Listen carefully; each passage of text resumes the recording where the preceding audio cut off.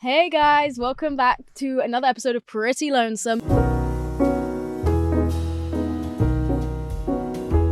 I have so much for you this week. If you watched last week's episode, I was basically just Googling a bunch of shit and I got really into Googling this monkey called Coco. I promise this isn't going to be the whole episode. I actually have loads for you, but like this feels the most pressing to me, okay? Because I got into Googling this monkey called Coco, who I had studied briefly during my linguistics degree. If you didn't watch the episode, brief synopsis for you, okay? TLDR, I learned that off ChatGPT. Coco was this monkey. They taught her sign language. She was like pretty good at speaking it. She ended up begging for a cat. She had a cat for years, and then the cat got hit by a fucking car and died. It was devastating. I love Coco very deeply. She died though. Of old age. She lived a pretty good life from what I understand. Anyway, after that episode, I got really into monkey language again, and I was just like obsessively Googling it. I've started taking my ADHD medication again, which means I have a zest for life again. And now in my spare time, rather than sitting and staring at a wall in despair, I actually have time and the fucks to give to like Google stuff that I'm curious about. So I was going kind of crazy Googling monkeys, right? And I learned about Kanzi. I never heard about her before. Kanzi the bonobo, all right? She is thought of to be the most... And I promise, again, I'm going to talk about other stuff in this episode. I'm also wondering, does my makeup look good? Be honest, because I have a fancy dinner tonight, and I did my makeup for it, and obviously for this podcast, but mostly for the dinner. I usually wouldn't get like this made up. In the viewfinder right now, I'm kind of shocked. I'm like, wow, looks phenomenal if I do say so myself, but then I'm worried that when I blow this footage up onto my big computer screen, I'm going to be like, oh my fucking God. And maybe it doesn't look as good, because I did do it in the dark, and I used like all new products, because I went to Sephora, and I spent so much money, which by the way is like the first time I've ever done that. And this is one of the things I was going to talk about in this episode, because it got me thinking, the fact that I don't do that, because I spent $400 at Sephora, which, by the way, I bought like 4 things. So I don't know how that fucking happened. It was a few more than 4 things. But like, I did not buy that. It did not feel like I should have spent $400, the things that I came out of Sephora with. It was like a couple of foundations, a primer, some skincare. To be fair, it was the skincare that was expensive, I know. But like, I hate spending my money. So every time that I do spend money, I have to really like validate it to myself over and over. Like I obsess over it. And I was trying to validate the Sephora purchase to myself. And I was going around in circles in my head. And the one thing I kept saying was like, you never spend money on yourself, so it's fine.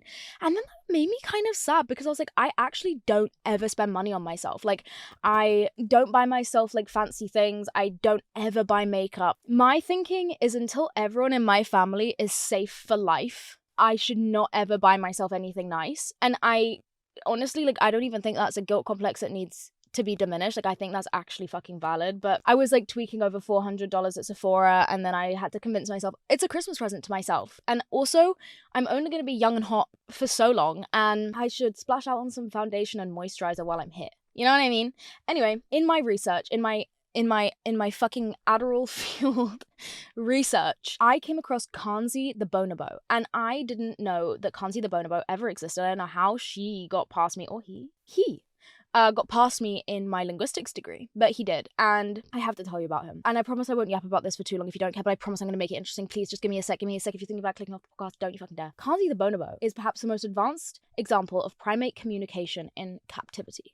Okay? He was taught to use a fucking lexigram board, which is basically, think of like a Ouija board. It's like, it's a board with symbols which represent words. Pretty simple, right? He used hundreds of symbols. He combined the symbols to form simple phrases to express desires and observations. And he had a comprehension of spoken English commands without gestures. Not also a hand movement, just he physically could understand. Now, I need you guys to just please take a look at Kanzi. I feel like this is a famous image. Maybe you guys know about Kanzi, and maybe I'm actually the idiot. I don't know. So here's my fact file on Kanzi. He can respond to more than 3,000 spoken English words. So I could speak to Kanzi for more than 3,000 words, and he will know what the fuck I'm talking about. If this monkey had vocal folds in the way that humans do, if he had a larynx the way humans do, he would be able to speak. That is his issue, is he doesn't have a fucking voice box properly. And there's all this science into like why humans developed the voice box, and that's probably why we spoke and blah, blah, blah, blah. He can perform tasks if you ask him to. An example would be to put something in the microwave. Kanzi can do it. For example, a human would understand, put the mac and cheese in the microwave, right? You'd know that means put the mac and cheese in the microwave. But if I said to you, mac and cheese in the microwave put, you'd be like, excuse you? And maybe you would know what it means, but it's confusing. If you think that like an animal only understands what you're saying because there's certain words, like dog knows what sit is because one word. That's kind of just like a memory repetition thing. But to understand fucking syntax is kind of insane. Like really quite crazy, because it means you have a fundamental language system in your brain that is actively working to decode what someone has said to you. And it's not just like almost an knee-jerk response to like, you know, monkey hears fear call and it knows there's danger. I might have to go back to school, because it turns out this stuff makes me happy. Who would have thought? He has the ability to convey new meanings, which, if you remember in my last podcast episode, I was talking about how most animals don't have creative language. They can only do a certain set of things with a certain limited set of meanings, and the main idea of language is that you can use it to express something and use it to express things freely. Like you have a working program in your head that allows you to understand and thus make new sentences. Kanzi can fucking do that, alright? He can combine symbols to convey new meanings, such as referring to unfamiliar food as slow lettuce for kale. Also, queen. So fucking true. Slow lettuce. Probably because it takes him longer to eat, because kale's chewier. This queen, or using descriptive combinations. Tool use. He can make and use tools. Okay, well, we kind of knew that monkeys could do that, not gonna lie. He can start fires too, apparently. Kanzi attempted to teach his skills to other bonobos, including his youngest sister and son, which means he understands not just the skills that he acquired, but how he understands teaching as a concept. Also, how fucking wild of an experience on this earth. You are born as a bonobo, okay? And then randomly you are just chosen out of all the bonobos alive. You are going to learn human language, and now you are alone, the only fucking monkey in your whole fucking species, knowing the English language, and you just pop out a kid one day. Well, he doesn't, his girl does, alright? He has a child, and he's like, I am sentient, and I can't fucking tell anyone. So he tries to teach the kid, like, please, talk to me. Oh my god, if talk about, like, being captive, that is terrible. They made the monkey sentient and then they gave him no one to talk to. Of course he tried to teach his kid. He's like, please fucking talk to me. I need to talk to you about the fact that we're in a cage right now, because he was probably so fucking aware of the fact that he was in a cage. Oh my god, it's so scary. We need to stop worrying about AI and worry about Kanzi. Just kidding, I trust Kanzi. What's interesting to me is obviously they are wild animals and they have instinct. You can't override instinct. You really can't. Humans obviously can and should. Are we going to expect that of a chimpanzee? But what I wonder is when you rear a monkey around humans in such close proximity, right? You would assume that they kind of make connections that the human should not be harmed or is not in any danger to them, right? But ultimately they're still going to have like instincts. But I wonder when you teach a monkey language and it starts to understand concepts and probably starts thinking, because mind you, we could all get into discussion right now about 1984. If you haven't read 1984, let me get like the information up on 1984. We've got to do a book club on fucking 1984. Craziest thing about America and the UK to me, sorry, going a bit off topic right now, but like we have obviously got different literature growing up, because Americans read American literature and British people, like British kids, read English literature. Like we read literature from English writers and you guys read literature from American writers. And a lot of our classes are the same. Maths, science, it's all the same. A lot of geography, a lot of history. Although history is actually pretty like, at least in like the lower years, it's definitely like specific to the country that you're learning it in. At least in the UK it was. Like we learned British history, and then like if you took it as like an A-level or like a GCSE, you would probably learn like more. I don't know, because I didn't personally take it, but like I would assume. But literature is so different. So all the books that I read at school and all the books that the people that I grew up with read at school, no one in America has read any of them. So I guess probably no one in America gets to read 1984 at school. Was George Orwell British? Yes, he was a British essayist, journalist, and novelist. Okay, so potentially a lot of the viewers of this podcast, since a lot of you guys are American, won't have read 1984. So let me give you the rundown. 1984 is a dystopian novel and cautionary tale by English writer George Orwell.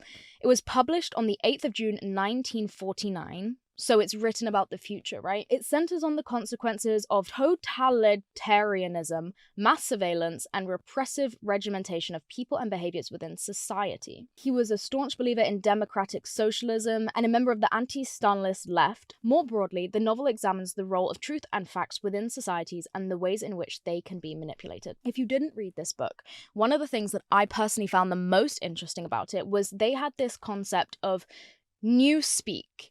And essentially, okay, let me give you actually a rundown of the book. Hold on. If you haven't read it, you should, because it's more relevant than ever right now. Essentially is set in a time in the future from the time of writing where the government is totalitarianist. I can never say that word. They have surveillance absolutely everywhere. And I believe this is where Big Brother started, because the kind of catchphrase of the book is Big Brother is watching you.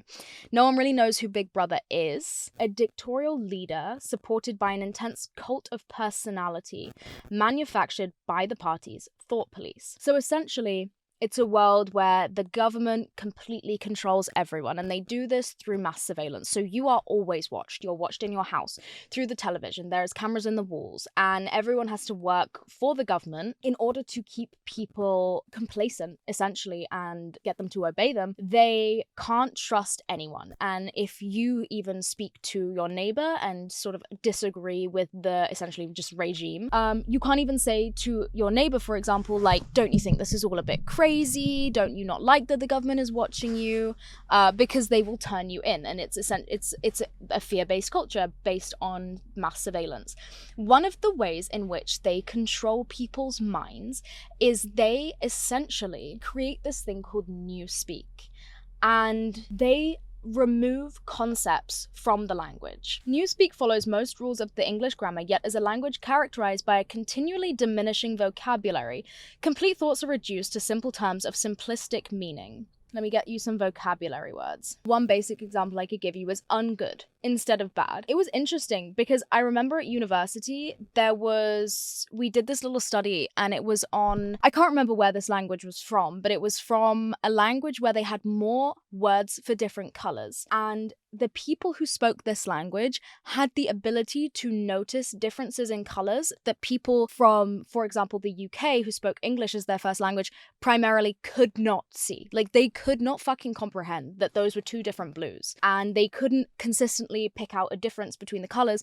The people who spoke the language where those were two different colors with two different names knew the difference and could consistently pick it out. And I remember making some kind of link between the two at the time of like, that's so interesting because it does show that if you remove people's ability to speak and to think and to put words to things, they literally lose the ability to conceptualize them. And it's so interesting because if you think about it from George Orwell, then people lost the ability to think of something as bad. It was just ungood. And I'm pretty sure that there was such a thing as an unwoman, which was like a woman who couldn't give birth. There was 3 classes of people too. There was the government, which was like the top 2%. Then there was the like upper working class, which was the people who were surveyed. And then there was the proletariats, which were the poor. And they were not surveyed in the same way. They kind of still lived like free people. And I'm gonna be so fucking honest with you right now when I actually tell you, as much as I've just preached this book to you, I never fucking finished it because I was a very, very, very, very bad student at school. Yeah, I'll be so blatant, I never fucking finished that book. But from what I remember, or the message that I drew from it, was the main character, like the protagonist, he's one of the upper working class, the people that kind of work in the surveyed buildings and with the government or for the government. He goes out into the working class world, and I think it's illegal for him to do that. I think he sneaks out. I think he finds some people to stay with, and he realizes once he gets out there that the government is 2% of the population versus the working class, which is supposedly at least 90% of the population, right? And he realizes that if only they would become conscious of, essentially class conscious, they would be able to overthrow the government because there's so many of them. And it always stuck in my mind of, that was the first time in my life. Obviously now it's different because I don't know that anyone could overthrow an enormous military, but obviously this is written in different times and it's a book. But like, it just kind of made me aware of the fact that like there is so much importance in understanding where you are in society relative to your government, essentially, because his whole thing from what I fucking remember from the book I barely read, was if we would band together, none of this would be a fucking problem. And everyone is going to continue suffering because everyone thinks that the other person is the enemy. I think that the people who work for the government believed that the working class were like these kind of outcasts. I think that the people who were the working class thought that the people who work for the government were crazy.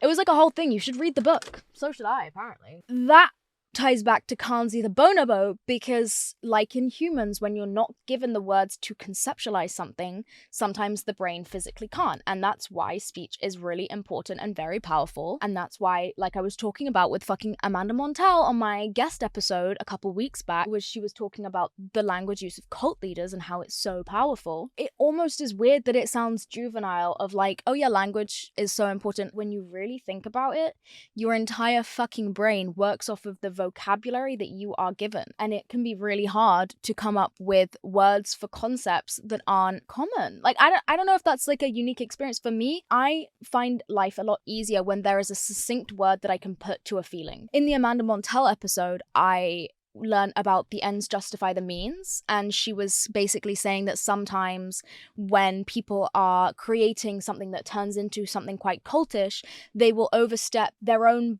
morals because they think that that one breach of that one moral is not as big of a deal when you think about how the ends of overstepping that one little moral justify the means. And she gave the analogy of someone in Los Angeles who's a little actor, and are they going to network and fuck that one person over? Yeah, because it's just one person, and the means to the end, I mean, the end is a massive house and a fucking Oscar.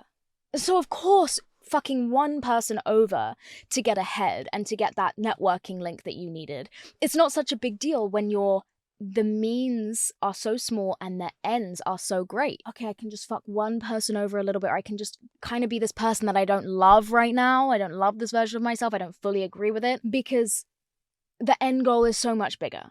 I'm gonna be an Oscar-nominated actor. I'm gonna have a fucking Nobel Peace Prize, whatever it is, whatever the person's big goal is. Anyway, all this to say, I find it interesting that Kanzi the bonobo, now having the ability to understand words acoustically, 3,000 words he understands acoustically, not in symbols. He can't speak, but he can play things in his head. He can probably hear commands in his head. He can probably visualize commands in his head. He can probably visualize symbols from his lexiboard, whatever the fuck that was called, in his head. And so he probably was creating all kinds of sentient thoughts up in his little head. And he was he's still alive, completely alone in that. Kanzi the bonobo, if you're fucking out there, I will speak to you. I mean, someone's obviously already speaking to him quite a lot. That was my long-winded fucking point, is that I think it's possible to diminish a human's ability to think creatively and critically based off the language that you make available to them and the concepts you limit by your language use. I think that's why cults become a thing, or I think it's one of the ways in which they become a thing, and I think it's one of the things that TikTok specifically, and the internet in general, has facilitated in a positive way. There are so many words I know now that I did not know before, so many terms, so many fucking buzzwords, and I know people make fun of buzzwords. The more language you can obtain to describe and understand your situations, the better. Like, I would say I'm a pretty emotionally intelligent person. I think I've been a critical thinker about emotions specifically since a very young age. And still, I struggled for years. I couldn't figure certain things out. And then one person would walk up to me and describe the problem I was having in one swift fucking sentence because they figured it out. And then suddenly that thing was put to rest for me because, oh, that's what it is. And now I can say it in one sentence rather than describing it in every type of nuance every time I'm trying to figure it out. Now I know what it is. Now I can compartmentalize it. Now I understand it. I can put it away. And look, maybe I'm wrong. I'm not an expert in any of this. This is all me theorizing. But in my personal experience, the more language access that I have to describe things that I see, things that I feel, the more sentient I become. The more I understand, the broader my understanding of the world. Language is everything. I can know that something is a fact, but until I have the language to describe the fact, I don't really understand it, and it's just more of a feeling than a thought. I think that makes any fucking sense. And that's honestly why I enjoy doing this podcast so much, because when I get the comments and someone's like, oh my god, this bitch put what I'm feeling into words, or what I've always felt into words, that's all I'm trying to fucking do, because I read this novel halfway through when I was 16 and it traumatized me, and so now I'm just like, guys, guess what? I have some thoughts. I think language is so important. I think communication is so important, because what I'm doing on these podcasts is essentially giving, hopefully, someone occasionally some language to put to their feeling. And then they understand it, and then they feel heard, and then they can move on to the next thing, and you become more intelligent. Does anyone know what the fuck I'm talking about? I hope so. My point is, with Kanzi the bonobo, he must have genuinely become, I think monkeys are obviously fucking sentient anyway, but there is a difference between having a soul and being a live creature that thinks and feels, and being a live creature who thinks and feels and can analyze that. Because really, how much analysis can you do if there is no way for you to put any explanation to any of it? You can understand cause and effect, you can understand feeling, but you can't get much further unless you have a way to communicate with yourself beyond that, right? Tell me if you disagree, unless I'm missing something. But can you get much further if you genuinely can never articulate it to yourself? Kanzi the bonobo can, and I'm very worried for him. Oh my god, imagine just being locked inside a monkey brain, but like you're kind of a person. You just like, God did not give you the ability to ever convey that, and no one thinks that you can because you're a monkey and also you're in a cage. And what if they're all like this? Oh my god, it's so scary. Another thing about Kanzi that made him unique, I'm never gonna shut the fuck up. Unlike other apes who learned language through intensive training, Kanzi learned by observation, similar to how human children acquire language. Kanzi's use of symbols in novel ways resembles early forms of human linguistic creativity, which reminds me of another fun linguistic fact that I know. Deaf babies babble in sign language. How fucking cute is that? Ooh, Google says, what was George Orwell trying to warn us about? His novel warns against the rise of authoritarian figures who charm and beguile us into exchanging our freedoms for the easier life of letting the government take over. Does that sound familiar to anybody? I do fear that I've given an inaccurate synopsis of the book, granted that I didn't fucking read it. I wish I did. I was so lazy at school. I was so fucking lazy. What was the other thing I was reading? The Handmaid's Tale? Never fucking finished that. In fact, I don't think I got past page 30. What a great show. I honestly had to stop watching it because it was so terrible. Like, it's so heart-wrenchingly terrible that I actually just had to stop myself. But we read The Handmaid's Tale at school. Also, you guys, I don't know about the beef I had with my fucking A-level English literature teacher. I swear to God, if I ever see this woman on the streets, I will not make a public threat towards her on my podcast, is what I will do. But just let it be known, I hate you. To this day. And you know what? You know what always fucks me? I sometimes look back at my former years of, especially when I was a student at school, and I'm like, okay, a lot of the things that I maybe did, I was probably wrong, you know? Like so I look back and I'm like, okay, in hindsight, I was being a little shit. Like I was. A lot of the time, I can admit when I was wrong. Sometimes, but like, when it comes to my fucking A-level English literature teacher, let me tell you about this bitch, okay? I had a friend in the year above me at school, and she had this teacher a year before me.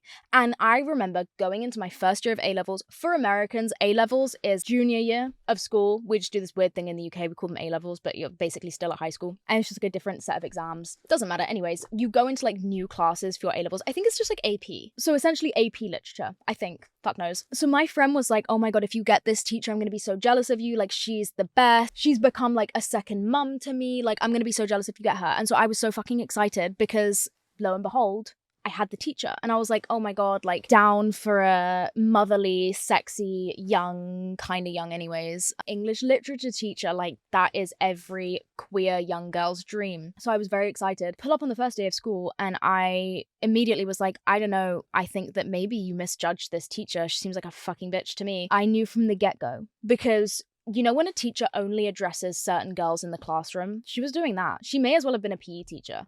And I was never one of those girls. Whenever you had a teacher who had some kind of fucking popularity complex, they hated me because I was not giving them any clout. At school, I certainly was not cool or popular, so they didn't fuck with me. And she was one of those. And I was like, what the actual fuck is wrong with my friend for thinking that this woman is cool? I don't know, I just didn't think much of it at first. But like, I definitely didn't get a good first impression of her. But you know what? I like don't trust myself innately as a human being. So I was like, I'm probably wrong. Rock up to class, and I had like a personal situation before me that week. That week of my life wasn't a good week. I remember it vividly. I'm not going to indulge you, but it was bad. And I went to her, and I was like, Miss, I'm so sorry. I have had this personal situation go down. I'm like crying, by the way. I'm like, my life is a little bit in flames right now. And I've left my essay somewhere it can't be. I can't really go into details about what was going on or where this essay was, but just let it be known, I could not return to the location of my essay. That's all you need to know.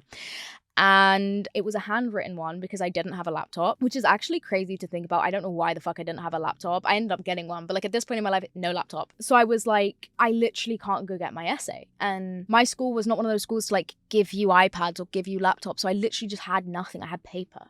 It's like the olden fucking days. Holy shit. I don't know why I didn't have a laptop. Probably my bad, probably broke it, but like didn't have a laptop. And she looked at me and she was like, I'm not your mother, so it doesn't really concern me what's happened in your personal life. I need your essay. Oh. Mind you, I told her why I couldn't get the essay. I told her where the essay was, and she should have looked at me and gone, oh my god, are you okay? What do you mean? But no, nothing, just I'm not your mum. And I was like, I didn't fucking say you were, you old bitch. Excuse me.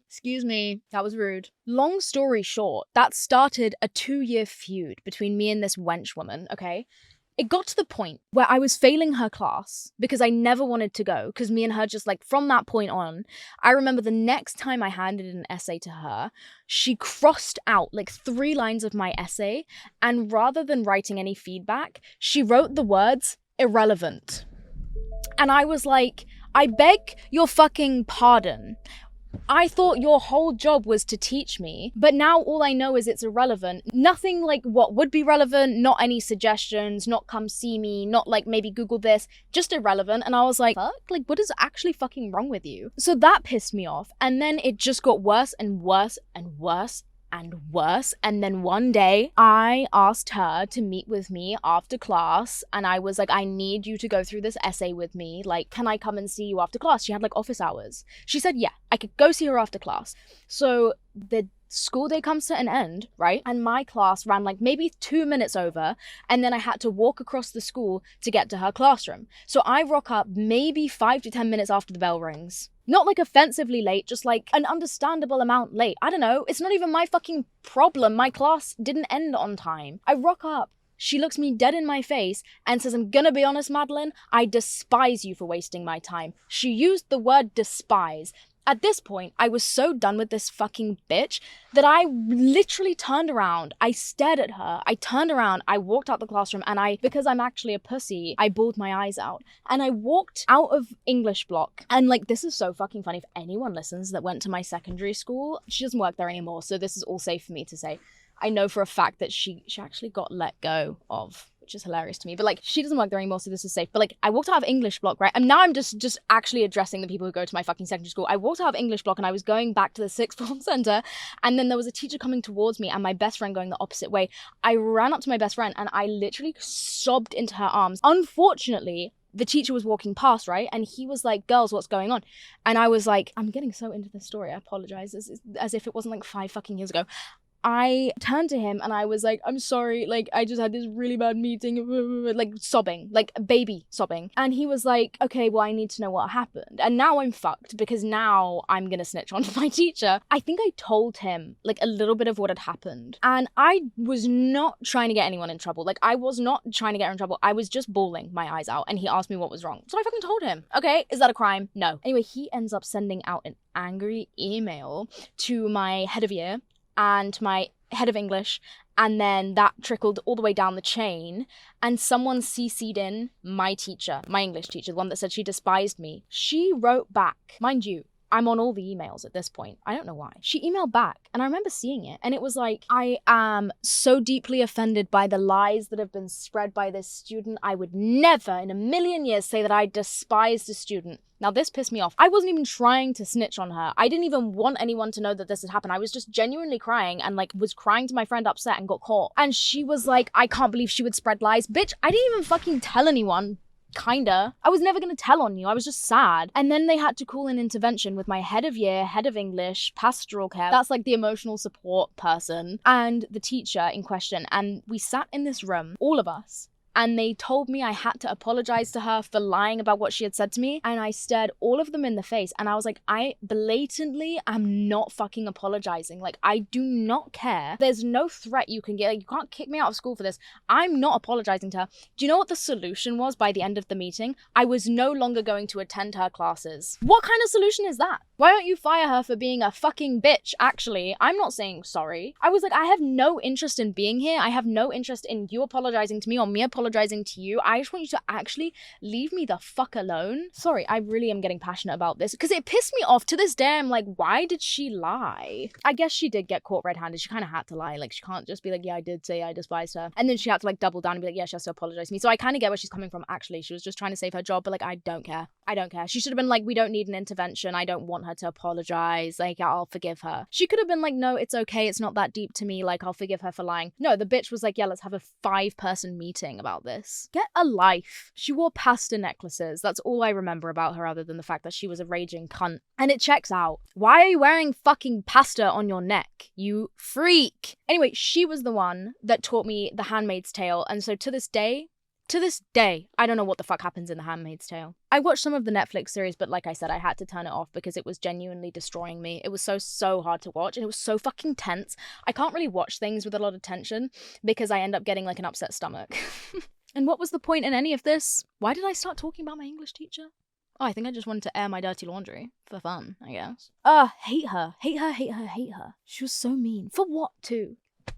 I was so non-threatening to her. And the thing about teachers with a popularity complex is like, what is actually wrong with you? Like, school didn't work out for you, or maybe it did. I can never figure out if teachers who only like the popular kids either had a great school experience and they just want it back, or no one liked them at school. I'm like, it's one of the two. But why? It was always the sport teachers, like PE teachers, so that makes me think they were popular at school and they just want to relive it. My PE teacher fucking hated me, and you know what I did? I would just call out sick of PE every week, but I'm not telling you how I would do it because it was genuinely fucking disgusting, the things I would do. It was kind of funny, but actually if I say it on the internet, people are going to be like, that is fucking disgusting. So I'm not going to tell you. Because the shame that I did not have at secondary school was astonishing. Like, you would rather tell people that than do PE. Kind of iconic, actually. I wish I still had the balls I had at 13. But yeah, I had this one PE teacher. She was a fucking bitch as well. Hated her. I remember one time we were playing field hockey and I'm not inclined towards sport. I am the least coordinated person probably in the fucking world. I literally can't. And like, I was the person to run away from the ball because it scared me. Like, I just don't enjoy it. There's nothing that entices me about having a fucking hockey ball thrown at my face at 8 a.m. while I'm shivering in a skort because they never made us a winter PE uniform. What the fuck? At my school, they had us in skorts year round in the UK. It gets so fucking cold. It would be frozen. You'd be seeing your breath in like the morning frost playing field hockey. And because I was not inclined towards movement or sport in general, I would never warm up. At no point during the PE class would I ever warm up, so I would just genuinely stand there and nearly die. And like we would try and wear like hoodies and coats and stuff, and they would tell us to take them off, and then the whole time the fucking PE teacher would be stood in the middle of the field in full sweatpants, full coat, full scarf, fucking hand warmer, hot water bottle, cup of coffee. What the fuck? I am 13 years old. My knees are bigger than my butt and I am about to get hypo-fucking-thermia, and also this bitch is about to knock my teeth out with a fucking hockey ball. Anyway, to finish off my story, I remember one time I was stood in the hockey field, frail and terrified, and they were calling teams and they were picking. So she had all 3 of the popular girls, of course, head of the teams, and they were picking 3 teams or something. Maybe there was more, maybe there was less, I don't know, but they were picking teams. None of them liked me, and they were calling, and guess who's left last? Guess who no one wants on their team? This bitch. And so I'm stood there by myself, my whole class looking at me wondering, oh, is anyone gonna pick her? That's fucking awkward. The teacher has to step in and say, girls, one of you has to pick her. And I stood there and I waited, and guess what? They all looked at each other and they all loudly fucking complained in front of me saying, we don't want her on our team, she's fucking useless. And I had to stand there and take it and say, you know what, miss, it's actually fucking fair enough, because they hit the hockey ball in my direction and I scream and I duck. And I'm sorry, because I'm not trying to be, I can't play sport. I just genuinely have no fucking interest in any of this, and I can't fake it for the life of me, and I'm cold and I want to go home and I'm so scared. And my fucking teacher stood there and out loud, rather than trying to lessen the pain for me and be like, all right, and you're gonna go on, her team, rather than making it quick and painless, she looked at the girls and she said, one of you has to pick her, which only lengthened the silence whilst they all exchanged glances of, well, it's not gonna be me. And I just had to stand there and wait until the teacher put me on a team, and then the girl loudly moaned. I remember it like it was fucking yesterday. And I will never forgive you for that. I remember you very well, although she actually became kinda nice. Yeah, that was my school experience. I don't know why the fuck I'm talking about this. I have 3 minutes left on my SD card and I need to shut the fuck up and go inside because I have a dinner tonight and I need to go get my friend. I love you guys so much. I'll see you soon. I hope you have a great week, great day, great night. If you're going to bed, good night. Love you. If you're going to work, have a good day. If you are, I don't know, going to school, I don't know, sucks to start. Like, I don't have to go to school anymore, so. All right, love you. Bye-bye.